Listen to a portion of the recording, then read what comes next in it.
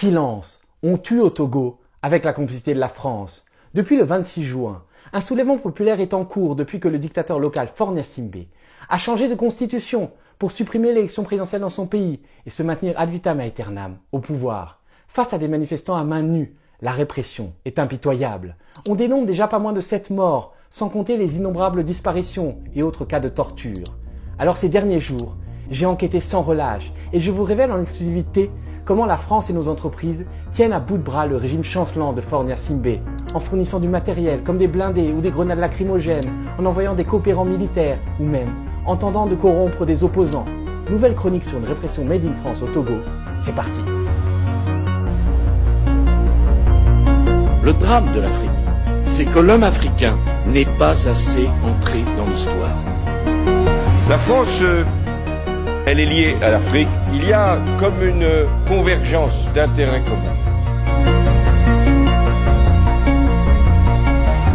Mais vous m'avez parlé comme si j'étais le président du Burkina Faso. Quelque part, vous me parlez comme si j'étais toujours une puissance coloniale.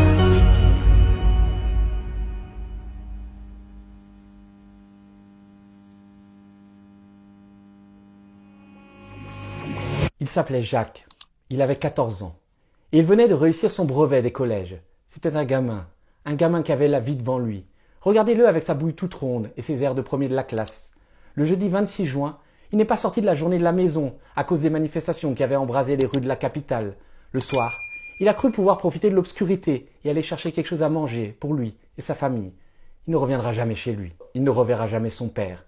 Dans la rue, il a croisé une foule de manifestants qui refluaient à toute allure pour chasser par les pick-up des forces de l'ordre et les milices qui ont été embauchés par le régime de Faure Gnassingbé. Alors, Jacques a pris peur et s'est mis lui aussi à courir pour sauver sa vie.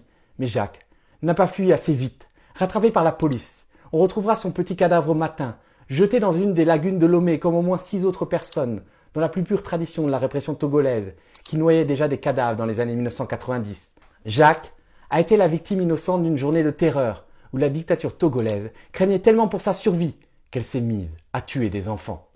Pour la 3e journée consécutive, les manifestants sont descendus dans les rues de Lomé pour manifester contre le régime de Faure Gnassingbé en place depuis 20 ans.